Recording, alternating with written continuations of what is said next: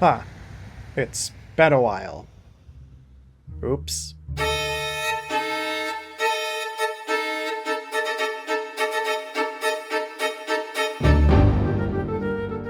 It's about that time of year, or not, I don't know when I'm releasing this, where I take a look at a box set of horror movies of dubious quality in the hopes of finding something cool. Or something to point at and say, hey, this one isn't good, avoid it. This year's box set is the Pure Terror Collection, once again from Mill Creek. Across the 4 other box sets I've covered, 10 of the movies here are ones I've already looked at, which leaves me with 40 movies to talk about. Expect to see a lot of bad dubbing, line flubbing, lots and lots of serial killers, decapitated dictators, movies that don't really belong here, an evil Bigfoot, and so much more. That's enough rambling. Some of you have waited 2 years for this. Welcome to Golden Spooktacular. Okay, let's get the most infamous one out of the way. Manos: The Hands of Fate is the worst movie ever made. At least, I thought it was. A lot of movies in these box sets are strong contenders, but Manos is definitely one of the worst. There may be more painful or annoying movies to sit through, but I think on a fundamental level, every aspect of filmmaking here, from visuals to audio to pacing, is at or very near the bottom of the barrel. I'm getting cold, Mother, and hungry. The Hands of Fate is about a family that stays the night at a creepy lodge owned by a mustached man named the Master. It's a simple story, but it's one of those movies where you can feel every second because of how poorly made it is. Shots are often out of focus, the music is really weird and repetitive. I'm willing to bet the editor was asleep because every shot is held on at least 10 seconds longer than they should be, leading to scenes like this that I might have to speed up to avoid a claim from whoever transferred this to Blu-ray. Yeah, they can do that. This movie may be public domain, but they can do that. The ADR was done by like 3 people, so every scene has someone talking to the other in the same voice. Sure do appreciate it. We are running kind of late. Okay, but if you're running late, you should have started earlier. All of it contributes to a movie that largely fails at being scary. Even for the time, this was considered hokey. The movie was produced by, directed by, and starred a fertilizer salesman named Hal P. Warren. The story goes that he made the movie on a bet, the bet being that it was easy to make a horror movie. Armed with nothing but a small cast, the countryside as a shooting location, and a wind-up Bell & Howell camera that only recorded up to 30 seconds at a time, a camera I actually have first-hand experience using. Yeah, this thing is terrible. Warren made outsider art so bad that even the people who helped make it didn't like it. Fast forward 30 years and it gains a second ironic life on the show Mystery Science Theater 3000, which is where I first saw it, and the rest is history. Torgo segue. I am Torgo. I take care of the place while the master is away. The best character in this movie is a weird twitching man with bulging legs named Torgo, the bulging legs being a failed special effect that would have given him legs like a satyr. He also walks like this. He's the most memorable character in the movie. Even more so with the unfortunate fact that kind of looms over this movie. Actor John Reynolds did not live long enough to see the movie's premiere. I won't go into the specifics, but yeah, it's a real shame that this had to be his last performance. Stop! What foolishness is this?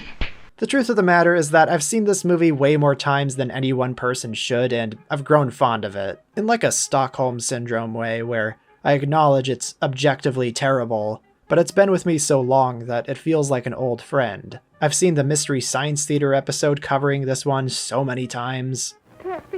Yeah, listen, you've never had a dog, never. I want you to stop this foolishness about a dog. I've inflicted this movie on multiple friend groups. What is happening? The women are fighting. This has like girl dinner. This has like the same alert. I even did a video about the semi-ironic video game adaptation.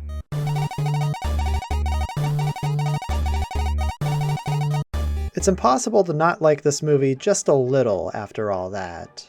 It stands as a reminder of how I felt realizing movies could really get this bad. And now that I've expanded my palette a little, it's marginally less worse than some of the movies I've looked at. Yeah, Manos. it is what it is. Why don't you guys leave us alone?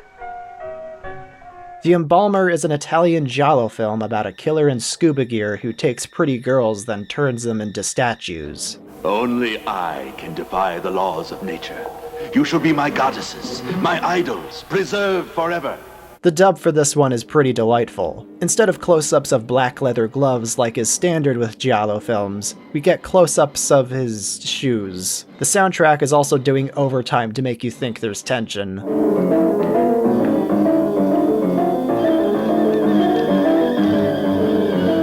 There's a detective figuring out who the killer is, but really this whole film just feels like an excuse to advertise the city of Venice. Yeah, Venice was a nice-looking city in the 60s, but it's not like this movie made Venice.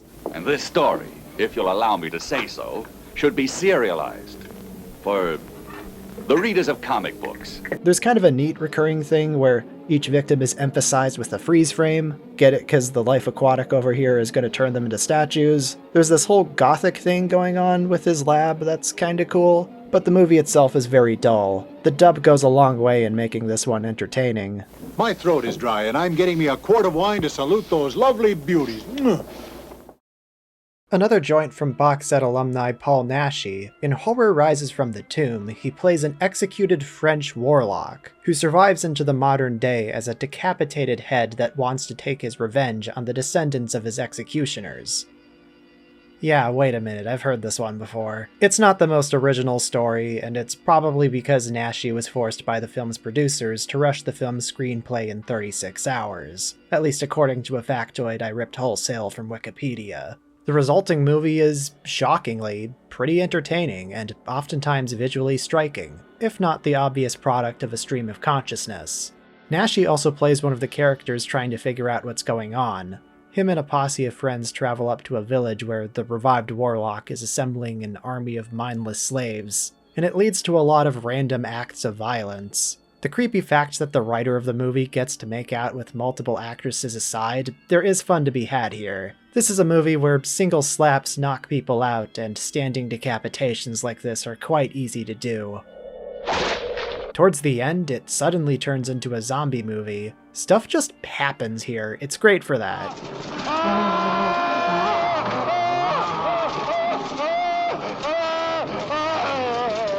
If you can stomach the psychosexual angle, Horror Rises from the Tomb is a good time. It's frequently incoherent and nonsensical, but sometimes it's good to put on a movie like this to stay humbled. Lots of blood and boobs. Check it out if you like either of those. Well, good night. 1947's Scared to Death, starring Bela Lugosi, would be completely unremarkable if it wasn't released in color. That's pretty rare for those days, when they'd release hundreds of these to make a quick buck. It being in color means they had more faith in it, right? Something to think about. The movie has kind of an interesting framing device. We start from the perspective of a corpse named Laura, and she tells her story from beyond the grave. A story that ended with her literally being scared to death. She was an unwilling patient for a mad scientist, and in an unhappy marriage to his son. If that wasn't enough, there's also an evil Bela Lugosi walking around with his angry dwarf friend. It's a pity. She was a very beautiful woman. So we've got a movie told from the perspective of a corpse, which sounds interesting.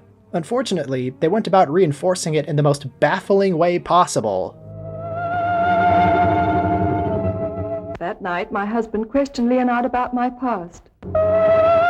Every 5 or so minutes, it spooky transitions back to the corpse, she says one line, and then it spooky transitions back to the movie. Then came this sinister pair. Every single time. Did they not realize how funny this was? I became afraid and my mind started to crack. Quite a bit of repetition in this movie, actually. They keep cutting back to this mask during random scenes, I guess to jolt the viewer awake, make sure they're still paying attention. They saw Citizen Kane and thought, hey, we should do that too. It's just silly here. This is ostensibly a comedy, which often spells doom for movies like these, but I found myself laughing at the attempts to scare more than the parts they actually wanted to be funny.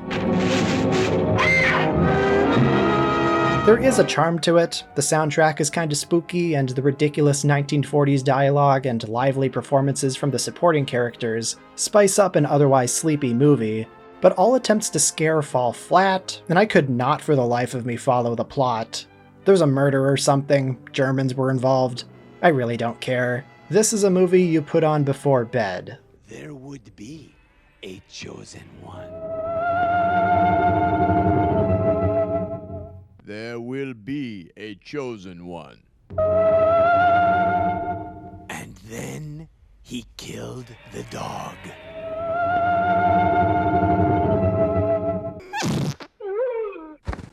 I now officially know too much.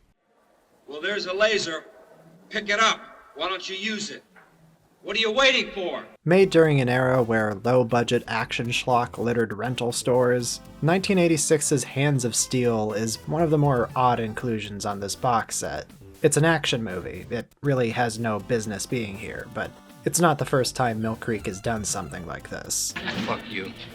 Set in a seemingly dystopian future plagued by acid rain and a dictatorship under actor John Saxon, cyborg Paco Querac is ordered to assassinate a blind scientist. It's a twist on the premise of The Terminator, because here the cyborg betrays his orders and spends the rest of the movie on the run from the government for not finishing the job. Sounds fairly typical, right?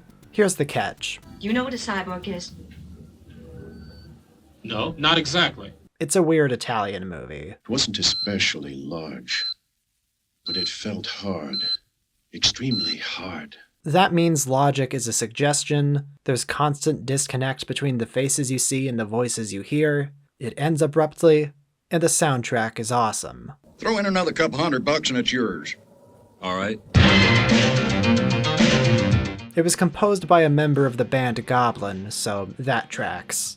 Hands of Steel is a cheap movie, so it doesn't have the budget to show a convincing dystopia, which is fine, but one of the ways it goes about showing it is with footage of what appears to be actual homeless people. Aside from that, most of the movie is spent in the desert, which means we don't see as many funny attempts at science fiction sets. Every time it shows one, it's just a normal room filled with tubes. Being in the desert beats being in the woods, I guess. Hey, it's George Eastman. I saw him eat a baby once. No, I'm not elaborating. Kinda wish that movie was on this box set. Hands of Steel may appear to be a cyborg action-adventure movie at first, but this belies its true identity as an arm-wrestling sports movie. That's barely a joke. A non-insubstantial amount of time in the second act is spent in this bar with Paco arm-wrestling people like it's an anime tournament arc.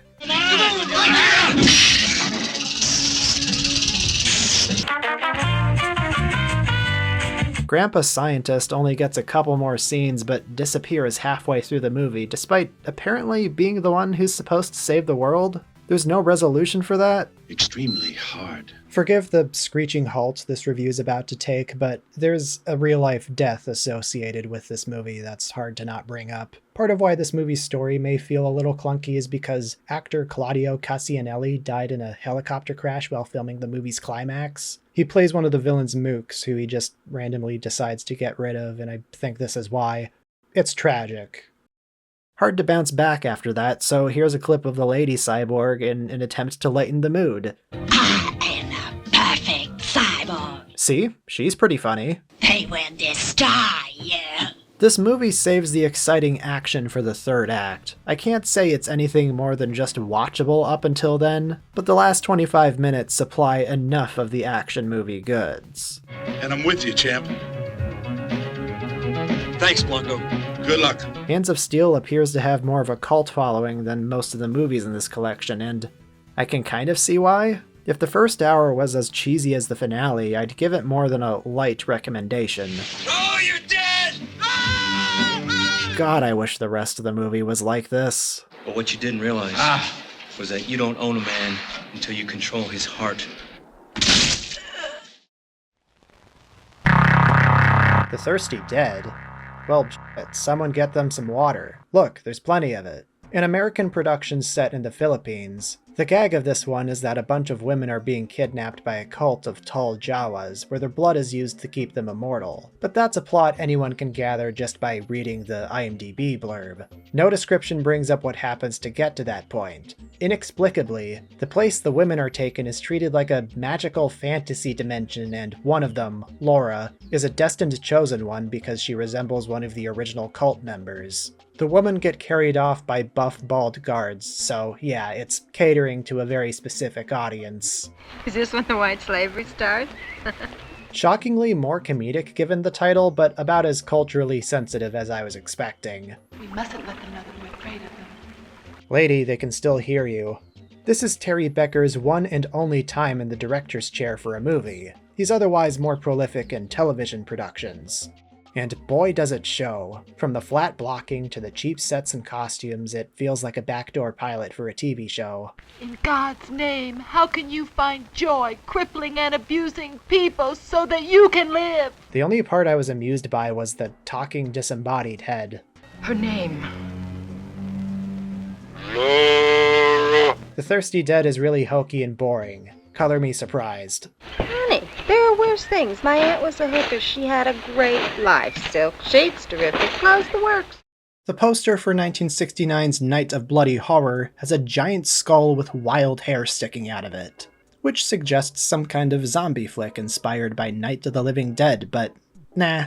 It's technically in the movie, I guess, but the actual film, from the director of Box Set Alumni and worst movie of all time contender The Brain Machine, is a little better than that one. It's about a man named Wesley who's driven to kill people by horrible migraines, and yeah, that's kind of it. Wesley just got out of an asylum, so he thinks he's responsible for the murders that happen throughout the movie. The things that literally happen in this movie don't really matter. It's a psychological proto-slasher. Featuring The Board, yeah, I'll say. The movie reflects Wesley's warped psychosis, full of these long takes with no music interrupted by crazy visuals. And that's not a joke. There's some interesting shot composition in this one. It's pretty cool. Though it's easy to point out the genuine qualities when they're separated by long stretches of actually nothing happening. On a good day, I would say this movie sets a creepy atmosphere with its long stretches of silence, slow camera movements, and wild visuals. On a bad day, I would say it's sleep-inducing. You know what it's like to bury someone you love. Yeah, this is starting to sound a lot like Boomer Skinamarink. It will intrigue some, but bore most. Night of Bloody Horror isn't very exciting, but the bewildering, artsy stylings gives it that extra something. I can't hate a movie for approaching a tired premise from a unique angle. Film students will get a kick out of this one. This is the Werewolf of Washington. You ever see The Wolfman from the 40s? Lon Chaney Jr. gets bit by a Romanian werewolf and he's cursed into becoming one himself. Well, the premise is the same for 1973's Werewolf of Washington, except this time it's the president's press secretary. And it's also a political satire. A black man. No, it was a werewolf, you racist pig. Just 1 minute, don't boy. point your finger at me. It's not laugh-out-loud funny, it leans more into absurdist situations, and your mileage may vary on how hilarious any of it is. I think the weird off-kilter tone works in some scenes, like the one where Jack starts turning into a werewolf while bowling with the president and he starts sobbing uncontrollably because his fingers are stuck in the bowling ball and he can't get it off. That whole sequence is really weird and funny. But then it's more confusing in scenes like the one where he meets a dwarf and the dwarf pets him and he acts like a dog and it holds on it for a full 2 minutes. Good God, why is it still going? There's a consistent problem with the movie holding on bits for too long. Most of the movie is spent in office rooms with a werewolf attack every 20 minutes, you know, the usual with these monster movies. Like, you guys made a movie about a werewolf involved in politics? Put him in more political situations.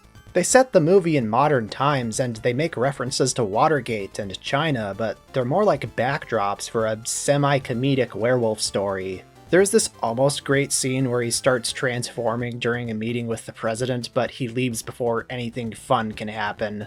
What's politics got to do with this? What does the Pentagon have to do with it? The Pentagram! Gentlemen, the 5-pointed star! I actually really like this one visually. The The cinematographer has a great eye for blocking and making interesting shots. It saves the numerous scenes of people talking in offices, and the establishing shots especially are quite beautiful. The voice call I was watching Werewolf of Washington in was pretty much 50-50 on it. Some thought it was interesting but bad, and some thought it was boring but bad. And if that's not representative of the US party system, I don't know what is. Lot of missed potential with this one. It's primed for a remake that uses the concept better. Whoa! Holy shit, I knew it was gonna happen! The next movie is named Terror in the Jungle, and wow, I don't give a shit already. That's a new record. Are you excited? No. I spoke too soon because it's actually kind of an insane movie if you ignore how slow it is, but I know how these Jungle B movies usually go. They're an excuse to watch someone's vacation footage. Now that it's not being made in the 30s and it's being made in the 60s, there's a lot of dancing too. 3 directors passed around Terror in the Jungle, and you can really feel those sensibilities clashing. The movie follows a kid traveling alone on an airplane to meet his mom in Rio. Yeah, pre-9/11 airports were wild. You could just send your very tiny child overseas by themselves. Actually, no, that seems like a bad idea no matter what decade it happens in. Anyways, the plane inevitably crashes in the jungle, and it's up to these 2 random search and rescue guys.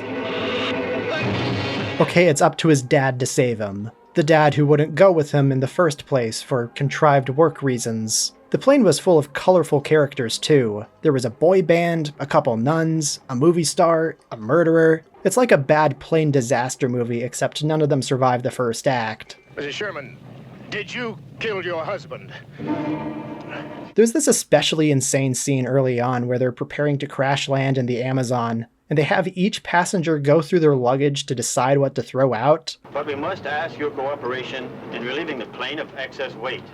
And they open the door and throw the luggage out? The scene that follows is also pretty nuts. They're jumping out of a plane directly into the jaws of Dial-Gator stock footage, while they're being told everything is going to be fine. The whole thing feels like a weird nightmare. Kathy, it's all right, you're just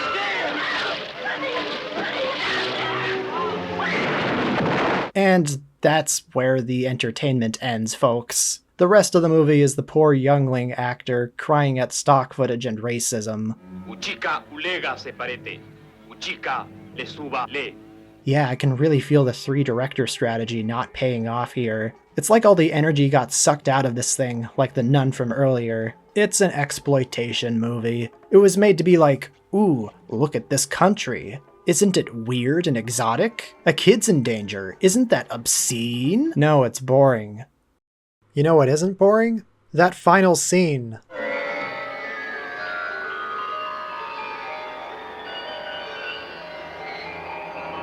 So like, his tiger plushie turns into a real panther, notably not a tiger, and then it just straight up kills the main antagonist?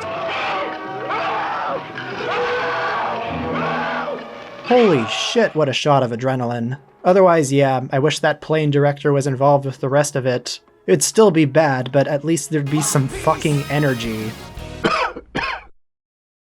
They did what with who? You know you're really disgusting. As is often the case with movies with titles this ridiculous, the actual movie is much more office-centric, and the monster in the title only gets about 2 minutes of screen time.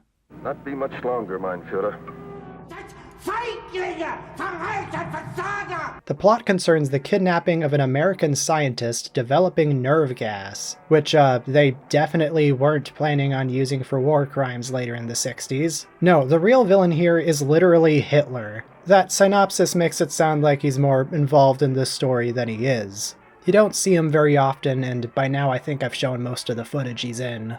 There's some espionage gobbledygook and people arguing in dimly lit offices and hallways for 90 minutes. And none of it is all that exciting or well told. It's every stereotype of 50s monster movies at their worst. The movie opens with 2 bickering CIA operatives, who you think would be our protagonists, but no. What happened here was that this movie originally ran 20 minutes shorter and had the name The Madman of Mandoras. When it came time to bring it to television, additional footage was shot by film students. The problem is that the original movie was filmed in 1963, while the new footage is from 1968. Which doesn't seem like a long time, but with the 60s being such a radical time for politics and trends, the difference is pretty noticeable. I can especially see it in the gender dynamic between the agents. I'm sorry, I didn't realize you were a woman. I guess I didn't figure this was going to be a very dangerous assignment. So you get a movie that's coming off the dry creative stylings of 50s B-movies, with Bronson Cave and everything, contrasted with newer footage from a time that's visibly about to enter the 70s featuring completely unrelated characters. Everything is different. The audio quality, directing style, music, and most humorously the fashion. Look at that prototype 70s mustache. It's very obvious when the new footage is watching the original movie, is what I'm saying.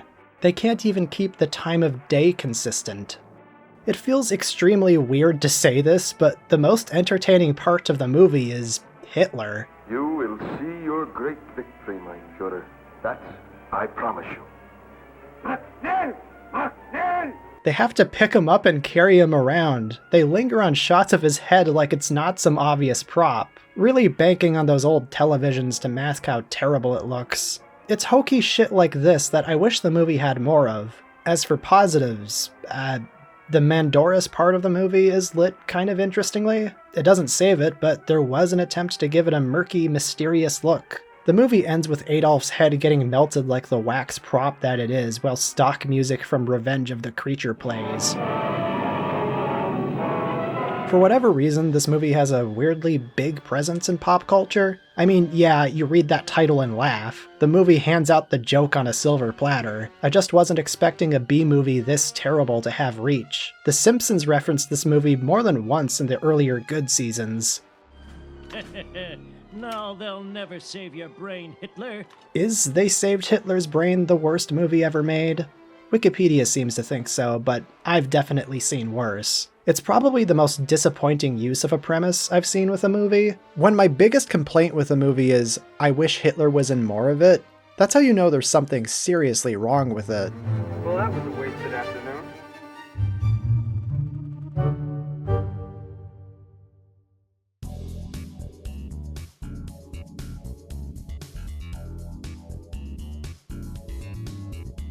And here's a special shout out to the top patrons: Aotus, Gojira King, Iron Knight, Zebot, Sammy Likes Toku, Lemon Boy, Adelaide, Tato Salad, Serix, Nerdy Gamer 556, Neon Yaminair, J King, Mech, Celis Ortesia, Greninja Zack, Old Metal Possum, Solid Lib, Kadorian, Scooter Jit, Mego Muddy, Lobotomy Blues, Cool Bell Zero, Eric Guzda, Janos Firewalker, Easterman, Manila Fan, Big Dumb Media, Jacob Hinch, Dude Bro, Alistair Gilmore, Seamus Kelly, Fujoshi Urinal, Mulan Nguyen, Irrelevant 402, Hey I'm Mooney, Krazak53, Queer Kaiju, Chronicler Waba, Ryan Santa Cruz, Avok Robot, Godzilla Rich, It's God Z, An Actual Dimetrodon, CMG, Red Comet Harry, and Marpzilla.